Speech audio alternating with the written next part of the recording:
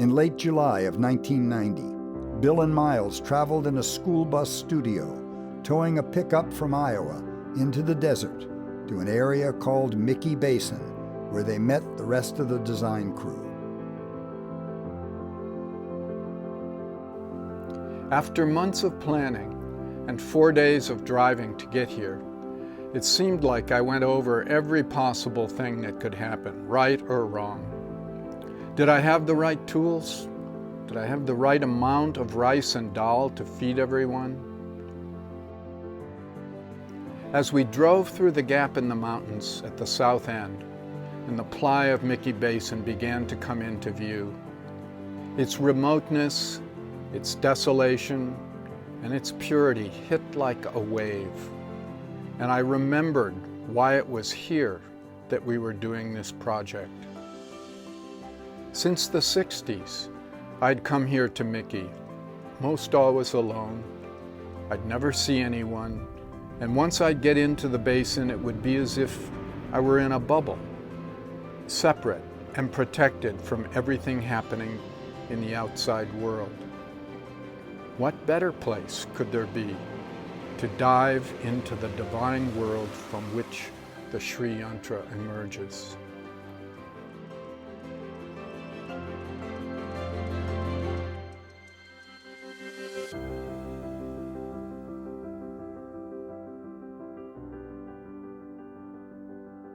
Now, I really didn't know what the art project was really going to be, and I also didn't know anything about his friends, only that they were Bill's friends. And the fellows came later, the friends, and they were all great guys, and we really got along well. And those fellows that came, I didn't realize they were all artists in their own right. Bob Orline's work already had appeared in corporate and private collections worldwide. Tony Lauer was an award-winning architect. He drew the set of architectural plans that would be used to construct the design. The fifth talented member of our crew, who wished to be a silent witness, was and continues to be a lover of our earth and an environmental advocate. The first afternoon, they all walked out into the dry lake bed to begin laying out their plans and preparations for the next 11 days of work. Work began that night, the first full moon of July. How and why they did it is an inspirational tale of perseverance and artistic excellence, and for Witherspoon, a spiritual exploration. It took weeks to produce the drawings for the Sri Yantra. Like the blueprints of a house, we knew the drawings would be essential to its construction. Before beginning the work, the team reviewed the plans. Understanding the sequence of work would ensure it would be completed successfully. Wherever they meet, that's our, and that makes a 90 degree angle. Got it. And we just do that. We can double check them by measuring it. But No, Bill's question is yeah. appropriate. How do you actually find that point? Well, a guy stands out. A guy, the wire, there's right? somebody with a wire of X length, Yeah. and he can move around, but this point is fixed. Yes. This point is fixed, and there's another guy here with this length, and he can move around. All right. Okay, So then here's the grid, Wow. Bob. okay. So then we've got our square marked That's out. Yeah, that's a simple way. Yeah. That's 90 degrees. It makes sense. Yeah. Parallel line. And yeah. So then we do our circle, our big circle, and then we divide it up, and we. Do we have enough wire to lay out? We do, to lay out. We have that string to circle. lay this out with. The string is laying out these lines. The grid. We lay the grid Yeah, out but with for string. the Wait a minute circle. now. The longest wire we're going to need is the square root, 2 times the square root of 1/8 of a mile. Or just the square root of 1/8. Yeah, To get square root. this. 1/8 times the square root of 2. Diagonal, right? 1/8 Yeah. times Yeah. the To square get the root. hypotenuse. So of that's that right. Yeah. That's our wire, longest piece of wire. Right. Okay, that we've got on a heavy gauge. Each day that we would actually go out there and work on it, we did it at 2 different times. We would go out early in the morning and work for a few hours. And then the temperature would get so hot that we would go back and in so many words, we would hide from the sun. We'd either get under the bus or in our tents or whatever until about 2 or 3 in the afternoon, and then we would go back out and work until the evening because it was much cooler. I'd say the temperatures ranged from 95 to 100 degrees every day. There were 3 stages for setting up the Sri Yantra on the ground. The first was orientation, second was layout, and the third was plowing. Orientation was done with an ancient technique from an Upanishad, a Vedic text. The text gives instructions on how to erect sacred buildings. The idea is to orient them to the cosmos, and that's to be done by creating an east-west line using solar geometry.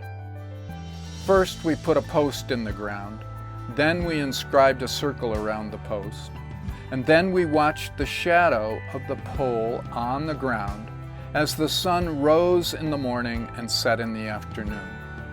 We marked the points where the pole's shadow just touched the circle.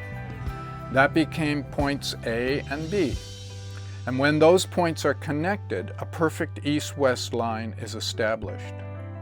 Next, we extended the line to be about 1,500 feet, or 750 feet in each direction. That's a little more than a quarter of a mile total. Which direction? The line became the east-west reference line for building the entire Sri Yantra.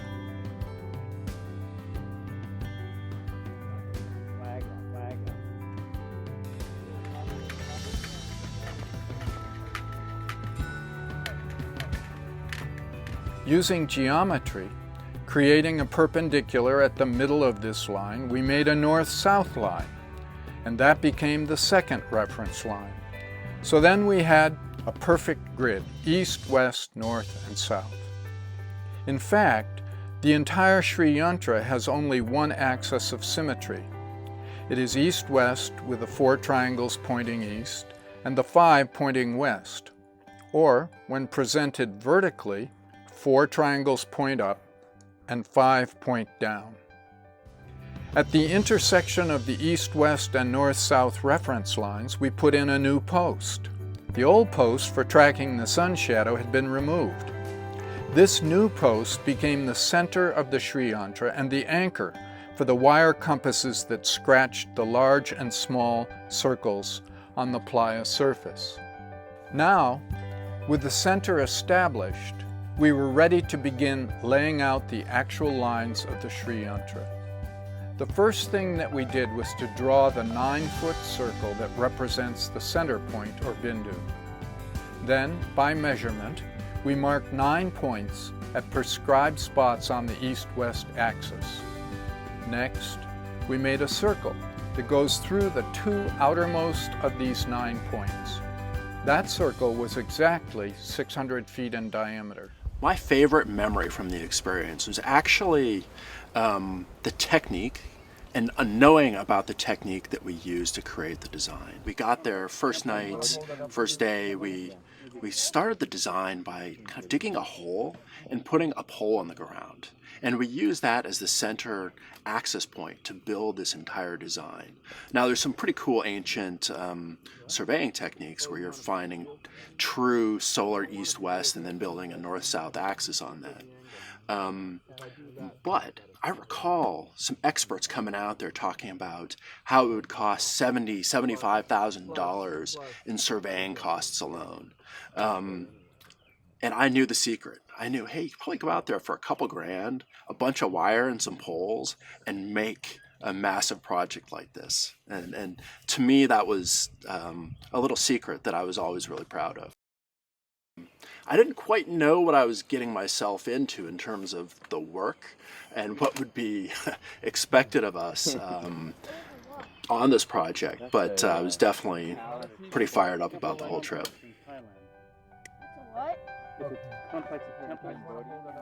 Then, using geometric procedures and these 9 points, we built the 9 triangles in their prescribed order, according to the centuries-old procedure we'd learned from the Badranath tradition of India.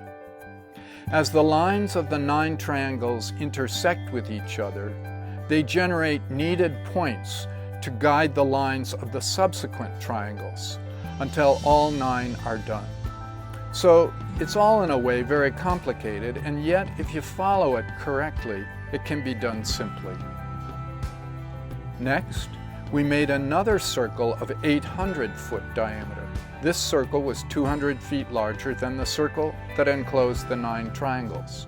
And then still further out from the center, we made 4 circles all at once. This created 2 rings that were spaces for the 8 and 16 petals, as well as the 4 circular girdles that are outside the petals. Beyond the girdles, again using geometric procedures, bisecting angles, making perpendiculars and extending lines, we made the 4 closed gates that surround the entire design. When the layout was completed, the entire 13 miles were plowed. First, we plowed the 9 triangles in the exact order they were laid out. Then we plowed outward from the ring of 8 to 16 petals, and from there we plowed the girdle lines and then finally the gates. The plowing was always done in a clockwise direction. The inner 9-foot circle or bindu at the center was the very last thing to be plowed. And when we did that, we were done. We celebrated by sitting down in the center and meditating for a few minutes. Sometimes while using the aluminum cable as a compass and marking the circles, the wire would break. We'd have to stop and repair it. It seemed like the tools were always on the other side of the design where the rest of the crew was working. We'd yell to get their attention, or we'd have to make the trip to where they were to get the tools. We had decided from the start not to use walkie-talkies, and this made communicating over a quarter mile really difficult, so we ended up doing a lot of walking. Every day it seemed to get hotter and hotter. When the time came to mark the 4 outer circles, the temperature was probably around 100 degrees. Dry heat, no shade. It took hours to mark the circles, measuring about a mile in length from beginning to end.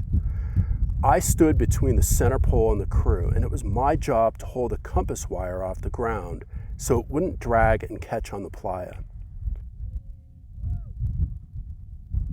The adults made 4 circles by scratching the surface with marking poles which were attached together and fastened to a compass wire which ran from the center pole close to 1/8 of a mile out. My dad, who was positioned on the outside pole, looked along the wire towards the center pole and kept calling at me to speed up or slow down so we could all move together in a straight line and the circles would be perfect. This was the toughest thing we did by far. We all stopped a bunch of times to rest and drink water. It was hard work.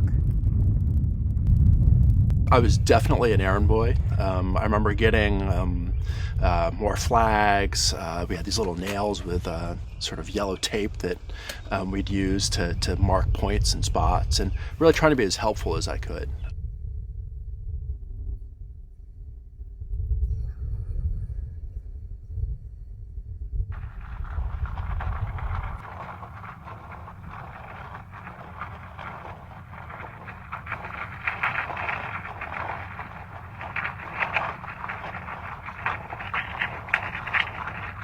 Steady. Okay.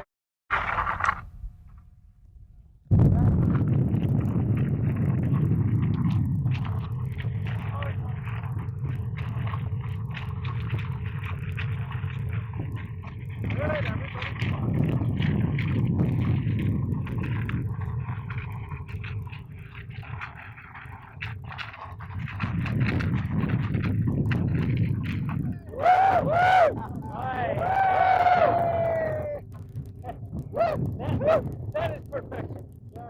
That is perfection. Wow. Amazing. Yeah, that worked. Great.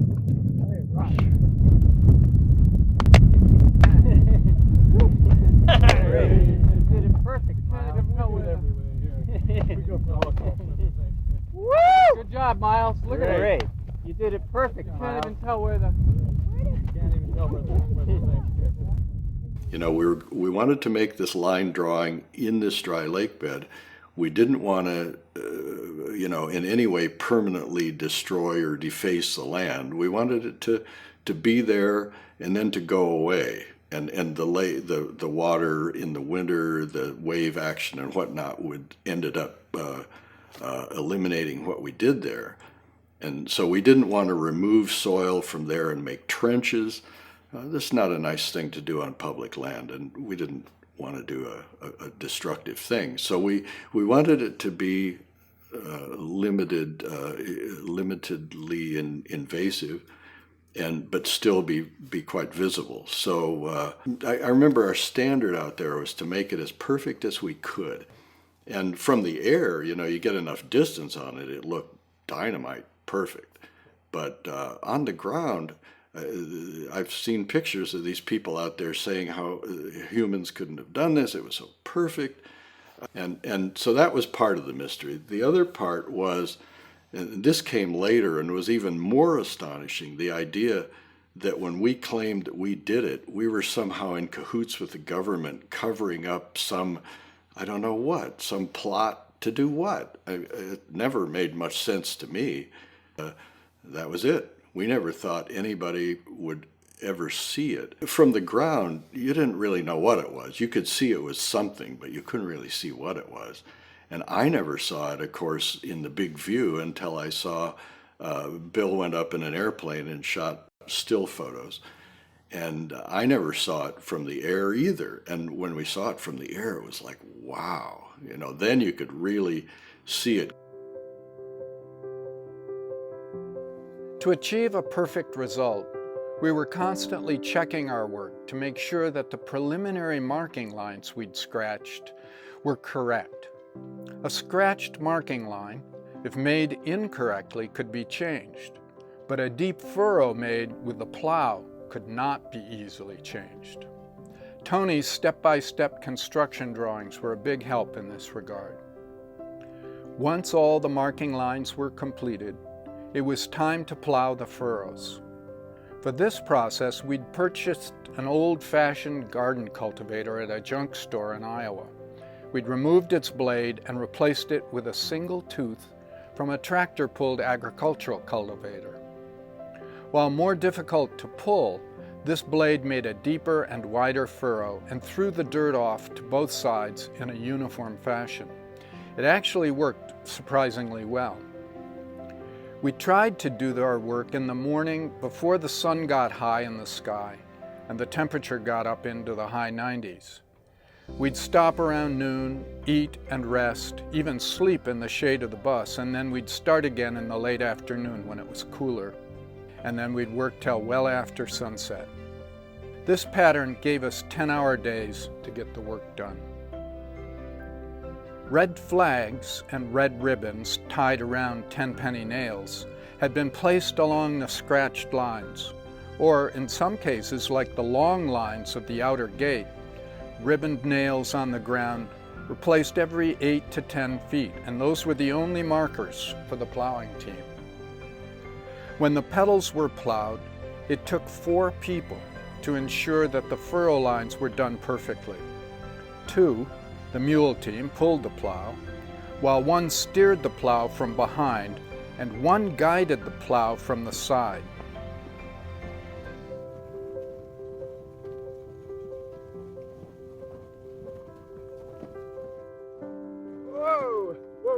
This was necessary because the person steering the plow had to concentrate on keeping the plow blade in the ground, and he couldn't always see the lines due to the tight curves and the mule team who blocked the view of the line ahead. Plowing was undoubtedly the hardest work, and it took several days to complete. 13 miles is a lot of lines. Everyone took turns pulling, and we converted backpacks into harnesses to spread the strain more uniformly on our bodies. We carried gallons of water in the backpacks, and we each drank several gallons of water a day during our brief rests. It sounds grueling, but no one experienced it that way. We were all filled with a kind of joy that came from being fully immersed in the beauty of nature and making something of deep meaning. Good job, guys. Looks really good. Yeah, it does. It looks pretty the way it picks up this curve. Actually, The way it that picks up curve. this. Yeah.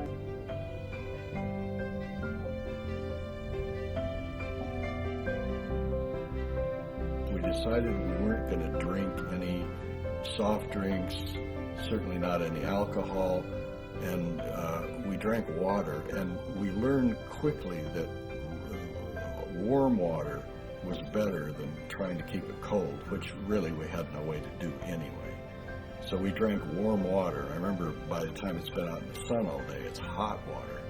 And it was great, you know, it just washes everything out, and we drank gallons of it. And there was a big well over at the side of the basin there where we went over and filled up all our water bottles every now and then.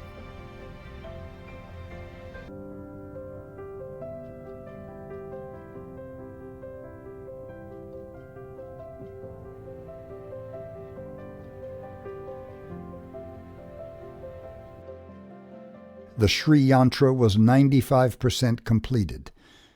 Jim Ansley had to catch his plane back to St. Louis from Boise the next afternoon, so Bill suggested they get to the top of the mountain to the west to record video footage of the design from there.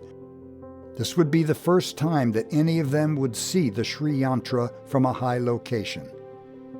Bill, Miles, and Jim left about 2 p.m., thinking it would take a few hours to reach the top. And we were supposed to get up there, say, 3, 4 in the afternoon. But the road ended up being a lot rockier and bumpier than we thought it would. And we didn't get up there till the sun was just about to set. With no roads and having to backtrack several times, they finally reached the top of the mountain at 5:30, an hour and a half later than they had intended. So it wasn't really a road. But we did get up there, and then it was getting dark. It got dark. We had a car battery because all the camera batteries were dead by this time. I think we had a pole or something. We carried it between us, hauled it off to the edge. And then when we got to the edge, the exciting thing was we could see it. And that was the first time we got any sense of the scale of the thing. By the time we got to the top, it was almost getting dark. And we were under pressure to get to a spot, find out if that was where we wanted to be, and then get our gear over to the side of the mountain to look down on the Sri Yantra. Darkness had already started to fall as the sun dropped below the high mountains to the west, throwing a dark shadow on the design. Jim couldn't get his camera positioned fast enough and was having trouble just seeing the design lying thousands of feet below. And get the tripod set up. I mean, the light was literally just going. But our eyes could see it down below, and it was magnificent. I mean, Bill was so excited because it was the first time he was able to see it from high.